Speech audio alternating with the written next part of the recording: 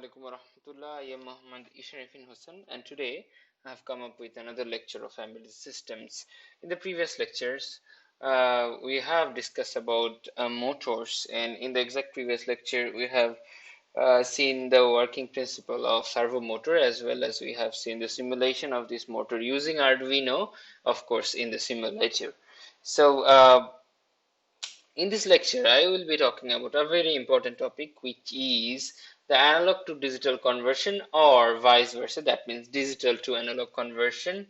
So this is very important because our computers tends to work with the digital values, but in the real world, not all values are digital. So in the real world, most of the values we get from the environment are analog values. So computer deal with digital things, and the real world deals with analog things. So analog values we get from the real world, and digital values we deal in computers. So there is a gap. There is a gap, and which needs to be sorted out, because the computer needs to use the real world data. So computer needs to use the analog data.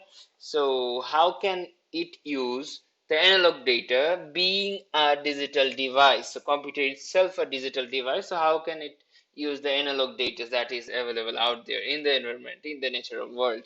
So there is some of the some devices you have read already, you have studied them already in the DLD course, I guess, in the digital logic design course.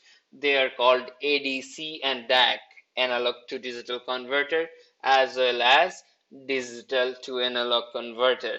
So these two devices are used to communicate with the digital world, to the analog world, or from the analog world to the digital world. So a computer, as it's a digital device, if it has to create some effect, it has to actuate something in the environment, in the real world, it has to deal with the analog values. So it has to transfer, it has to convert its digital values into analog values when it is dealing with the real world analog values.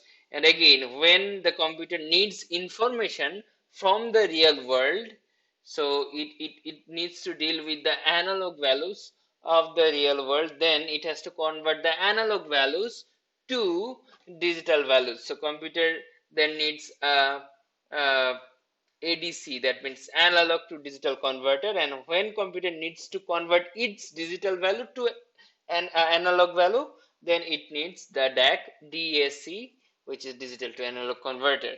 So here it is written that we know that computers can only deal with things that are represented as binary numbers, that means that are represented as digital things. And we know that in the binary number system there is nothing continuous. So they are all digital, and there is nothing continuous. They are discrete. So we also know that by grouping together enough bits and having notation for negative and floating point numbers, there is practically nothing that computers cannot represent. So computer can represent anything and everything using the binary number systems. But the analog values, which are continuous values available outside the digital world, they are uh, so they should be converted into digital values. So computer can represent everything, so they should be able to represent the analog values too, and they represent the analog values using these devices, analog to digital converter and digital to analog converter. So here we can see there are some analog signals, like this signal, analog variable signals for I guess suppose it is for sound, or it is for temperature, or it is for pressure. So these are the analog signals. What the ADC do, it converts the analog signals to the digital signals or binary signal that can be used by the computer. So computer understand binary, it can use this binary or digital signal. And here we can see by using DAC, computer is converting the binary signal, its binary signal into an analog signal. So there are support for both ways. If you want to convert your analog information to binary information, you can do that using the analog to digital converter. If you want to convert your binary or digital signal to an analog signal, you can obviously use the digital to analog converter, which is DAC. Okay, so analog to digital converter, that means ADC. Analog to digital converters read analog voltages and produce a binary number that can be used by computers. So think of that computer deals with 0 and 1 only. But suppose you have a sensor. Suppose that is a temperature sensor that sends the data using voltage. So the temperature sensor sends the data, sends the information of the temperature using sensors, using the analog voltage, using the analog voltage. So there is a temperature sensor which sends the value of the temperature using voltage. Voltage itself is a analog signal. So sensors use analog voltage in order to send the information of the temperature to the computing device. It can be Arduino, it can be Raspberry Pi, it can be a computer. So it can be a computing device. But computer doesn't recognize this kind of analog voltage because they are only familiar with binary number set. So what we have to do, we have to convert the value of the voltage in the binary number format using ADC, analog to digital converter. All right, so here we can see there is the circuit of our temperature sensor. That this circuit was discussed in the earlier classes, in the very early so in the earliest of classes. So it was discussed in the lecture 1 or lecture 2, I guess. So this sensor was discussed, and its working principle was discussed there. So I will not get into that. I will get from this part. So we all know from the lecture that this temperature sensor works with this potentiometer, and the higher the resistance goes, that means the higher the temperature is. So more resistance means more temperature. So more resistance will yield in more V in. So more resistance will yield in more voltage. তার মানে বেশি তাপমাত্রা থাকলে এখানে আমি voltage বেশি পাবো, ভালো কথা। এখন আমি এখানে তো পাচ্ছি ভোল্টেজ, আমার কম্পিউটার কি ভোল্টেজ বোঝে? ভোল্টেজ বোঝে না। তাহলে আমার কম্পিউটারে কি লাগবে? আমার কম্পিউটারে লাগবে হচ্ছে গিয়ে একটা বাইনারি নাম্বার, মানে ভোল্টেজটা কত সেটা দিয়ে আমি কিভাবে বুঝবো টেম্পারেচার কত। তো সেটা বোঝার জন্য এখানে আমরা সেন্সরে, টেম্পারেচার সেন্সরে একটা এডিসি থাকবে, অ্যানালগ টু ডিজিটাল কনভার্টার, যেখানে আমি ভোল্টেজটা দিচ্ছি সেই ভোল্টেজটা কনভার্ট হয়ে যাবে। তো আমি দেখতে পাচ্ছি যে অ্যানালগ টু ডিজিটাল কনভার্টারের নিজের 5 ভোল্ট আছে, সেই 5 ভোল্ট দিয়ে চলে। এবার এখানে আমরা কি দেখতে পাচ্ছি, ভিরেফ। এই ভিরেফে যেটা হচ্ছে আমাদের রেফারেন্স ভোল্টেজ, এটা হচ্ছে 5 ভোল্ট যেটা দিয়ে চলছে। এখন আমাদের এইখানে আমি ভোল্টেজটা পেয়েছি ভি ইন থেকে, এটাকে আমরা ডিজিটালে কনভার্ট করব। এখন আমাদের এই এডিসিটা হচ্ছে 4 বিট এডিসি, মানে সে যেই ভ্যালু, যেই ডিজিটাল ভ্যালুতে সে কনভার্ট করবে, অর্থাৎ এই ভোল্টেজটাকে যেই বাইনারি নাম্বারে কনভার্ট করবে সেই বাইনারি নাম্বার হবে 4 বিটের। এই জন্য এটাকে বলবো আমরা 4 বিট এডিসি। এটা যদি 10 বিট এডিসি হইতো তাহলে সেই বাইনারি নাম্বার হইতো 10 বিটের, সোজা কথা।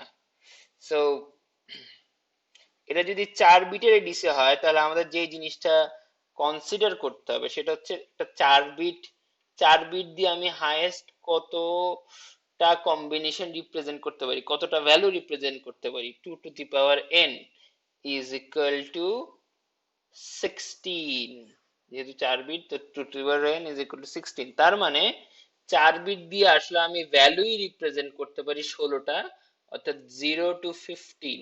4 বিট দিয়ে বাইনারিতে 0 টু 15 তো আমি লিখলাম ডেসিমেলে, বাইনারিতে 4 বিট দিয়ে হাইয়েস্ট 0 টু 15 প্রেজেন্ট করা যাবে, অর্থাৎ 16টা ভ্যালু প্রেজেন্ট করা যাবে। 0 বলতে বোঝাচ্ছি 0000, 15 বলতে বোঝাচ্ছি 1111। তাহলে 4 বিট দিয়ে 0 থেকে 15 পর্যন্ত রিপ্রেজেন্ট করা যাবে। আর এটা যদি হয়তো 10 বিট, তাহলে আমরা লিখতাম 2 টু দি পাওয়ার 10, এবং 2 টু দি পাওয়ার 10 এ 0 টু প্রেজেন্ট করা যেত কত, 1024, 0 টু 1024টা কম্বিনেশন প্রেজেন্ট করা যেত, তার মানে 0 টু 1023 পর্যন্ত ভ্যালু হইতো আর কি ওইটার বাইনারিতে। তো এখন এখানে আমরা দেখতে পাচ্ছি যে এডিসি 4 বিট এডিসি ব্যবহার করা হয়েছে, তার মানে আমি যেই ভোল্টেজটা পাবো এদিকে বাইনারিতে, সেই বাইনারি ভোল্টেজের মান হবে 0 থেকে 15-র মধ্যে, কারণ এটা মাত্র 4 বিটের 16টা কম্বিনেশনই এটা জাস্ট সাপোর্ট করে। অলরাইট, এটা তো হচ্ছে গিয়ে এটা আলোচনা না। ওকে, আমরা এখন এই ভ্যালুটা কি হবে, এই ভ্যালুটা আসলে কত লিখবো, যে কত ভোল্টেজের জন্য, 5 ভোল্টের জন্য আমি কত পাবো, এই আমার টেম্পারেচার এর জন্য ভোল্টেজ যদি হয় 2 ভোল্ট, তাহলে আমি বাইনারিতে কত পাবো, এটা বোঝার জন্য এনকুইস্ট থিওরাম নামে সূত্র আছে। এনকুইস্ট, নাইকুইস্টও বলতে পারি।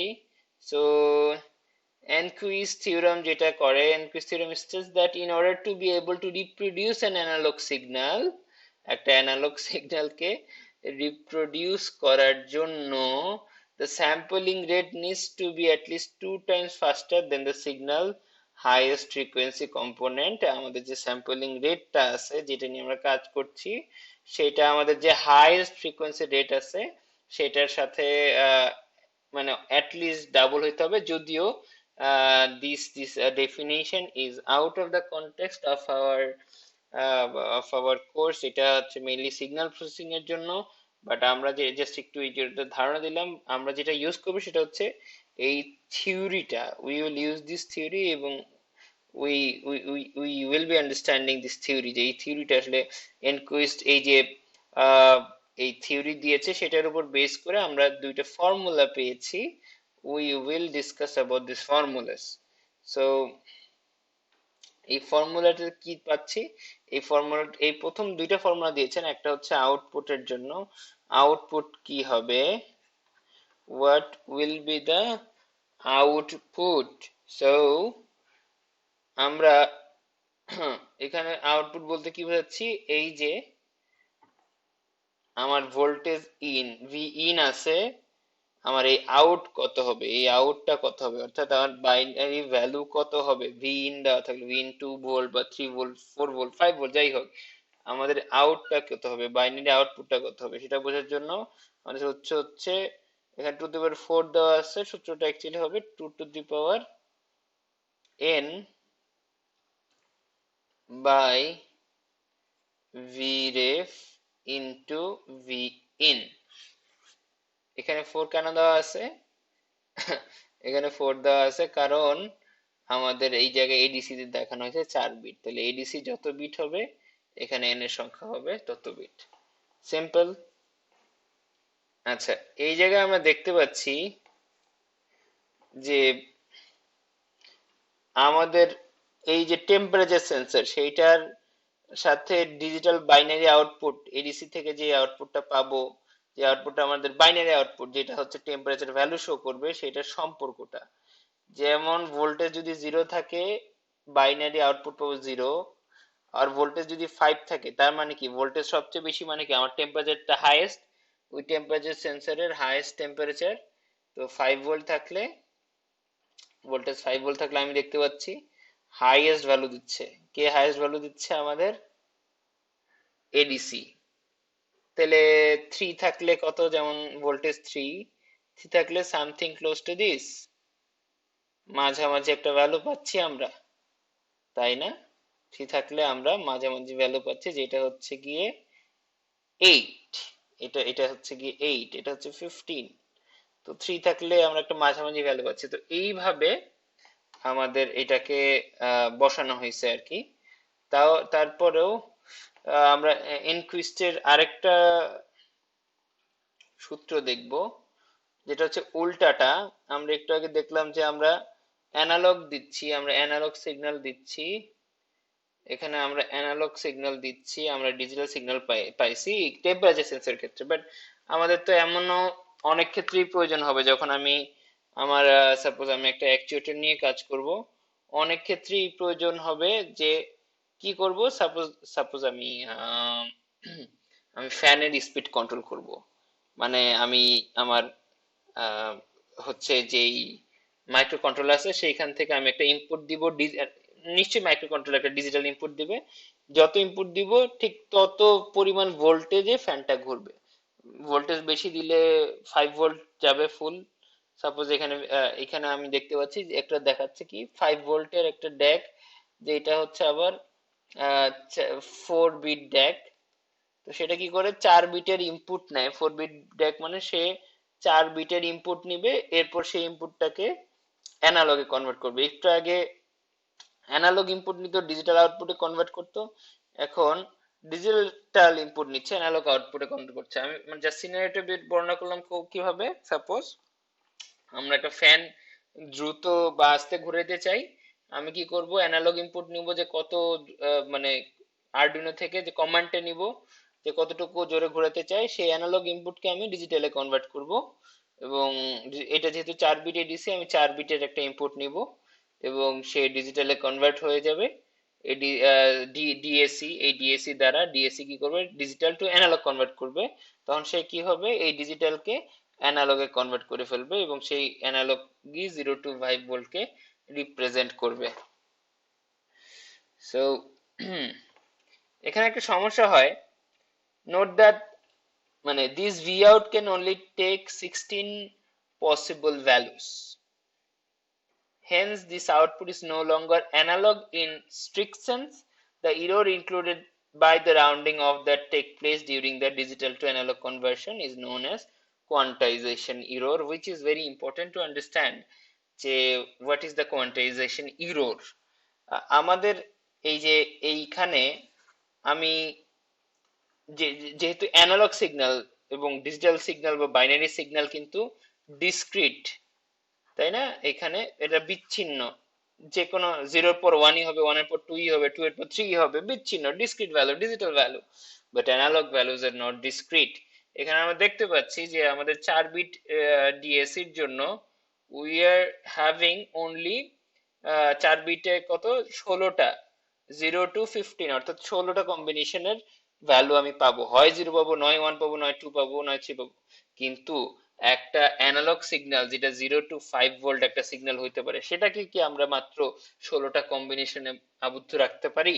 এটা হইতে পারে 0.0, এটা হইতে পারে 0.5, এটা হইতে পারে 1, এটা হইতে পারে 1.9, এটা হইতে পারে 2.2.22340, এটা হইতে পারে 3.33333323, because this is a continuous signal, this is an analog signal. We cannot put it into like discrete value. discrete value মতো আমরা এটাকে রাখতে পারি না, কারণ এটা অ্যানালগ সিগন্যাল।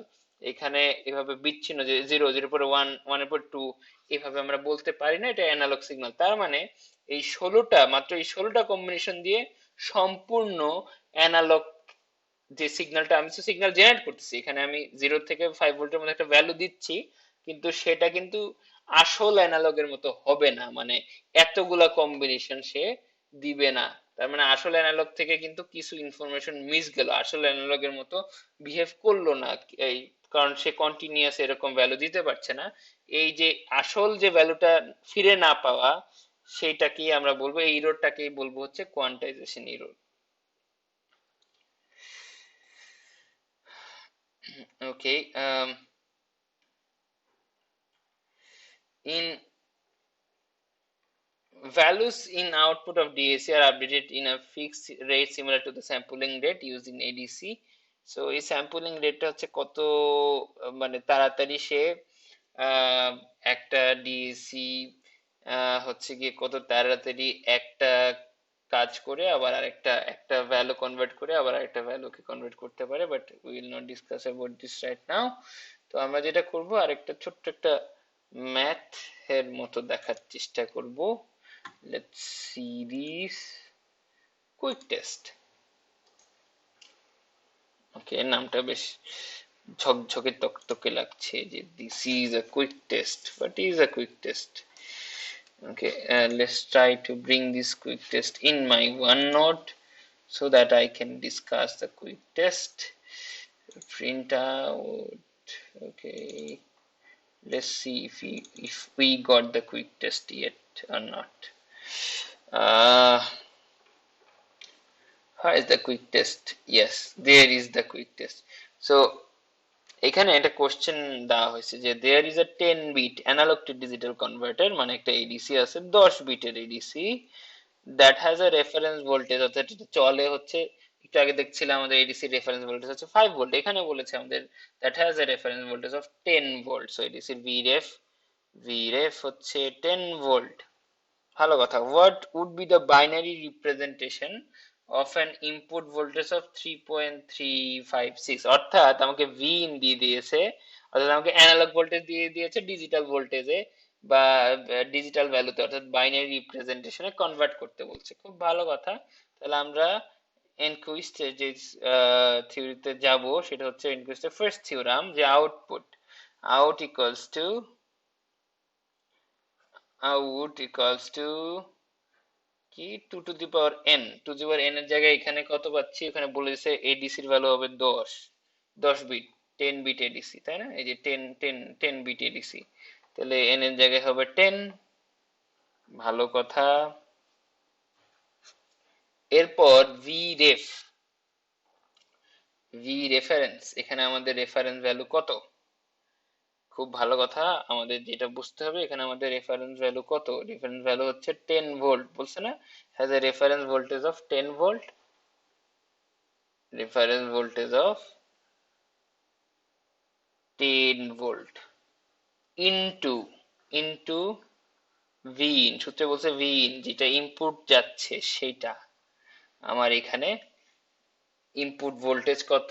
এখানে তো ইনপুট ভোল্টেজের ভ্যালু অনেক হতে পারে, এই জায়গায় ইনপুট ভোল্টেজের ভ্যালু বেশি না হয়, মানে ওখানে 10 ভোল্ট হতে পারে, যেহেতু রেফারেন্স ভোল্টেজ 10 ভোল্ট, এটা হাইয়েস্ট ভ্যালু হতে পারে কিন্তু 10 ভোল্ট পর্যন্ত। 10 ভোল্ট হয় না, এটার ভ্যালু হইছে মাঝখানে কিছু একটা, একটু কম, মাঝখানের চেয়ে একটু ছোট, 3.356 3.356 is the value of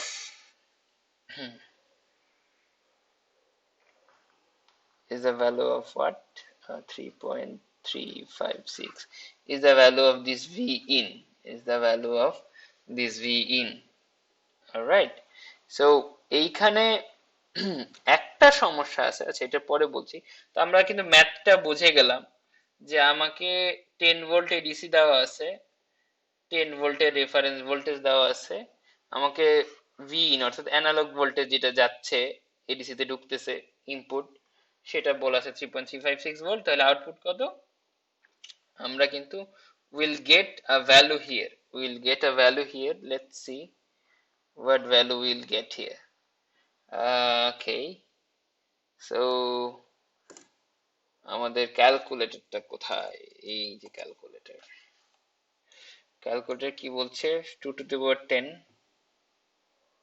মানে হচ্ছে 1024 বাই, এখানে কিন্তু বলেছে কি ভিরেফ হচ্ছে আমাদের 10 বাই 10 102 ইন্টু 3.356 কত আসছে আমাদের? আসছে হচ্ছে আমাদের 343 343.6544। সো আমাদের এখানে ভ্যালু আসছে 343.6544. So what would we do with this value? আমরা কিন্তু আমাদের 343 কে we can represent it using our binary converter, analog to binary converter. So if we see, okay, analog, so let's see, analog to binary converter. Let's see this.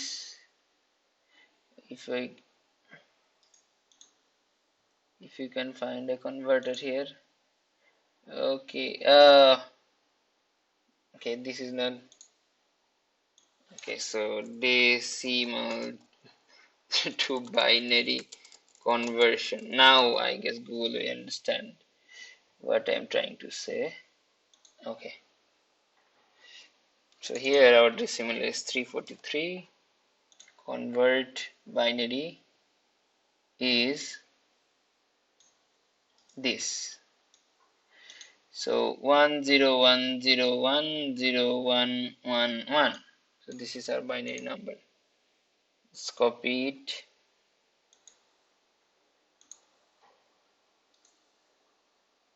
So the answer is 1010101111. So 101010, as far as I remember, 10101111. Okay, so we will ignore this part. তাহলে আমরা যেই এটা convert করে এটা একটু হারাইলাম আর কি, এই ইনফরমেশনটা হারাইলাম। আমরা দশমিকটা নিব না, আমরা 343ই নিব। উইল পিক দিস 343, 343 নিব। এই যে এইটাই সমস্যাটা ছিল যে দশমিকটা will not take this part. So দশমিকটা আমরা ইগনোর করছি। কিন্তু এখানে যে সমস্যাটা হচ্ছে, এটা কয় বিট? আমার তো এখানে প্রকাশ করার কথা কয় বিট? আমাদের এখানে প্রকাশ করার কথা 1 2 3 4 5 6 7 8 9, কিন্তু আমাদের প্রকাশ করার কথা কত বিট মনে আছে? আমাদের প্রকাশ করার কথা কিন্তু হচ্ছে 10 bit. So will put a 0,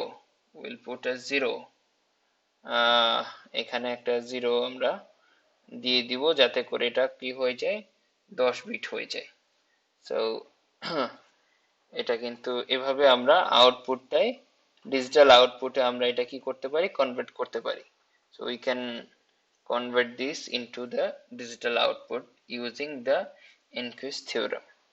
So এইভাবে কিন্তু আমরা ম্যাথটা 10 বিটে, এই যে সমস্যাটা ছিল সেই সমস্যাকে 1 2 3 4 5 6 7 8 9 10 বিটে কিন্তু আমরা কনভার্ট করে ফেললাম, কারণ আমাদের এডিসি ছিল 10 বিটের। তো আমরা 343কে 10 বিটে কনভার্ট করে আমরা এটা পেলাম। So that's it for today. We will come up with the part 2 of this ADC lecture in the next lecture. Best of luck. Goodbye. সবাই ভালো থাকো।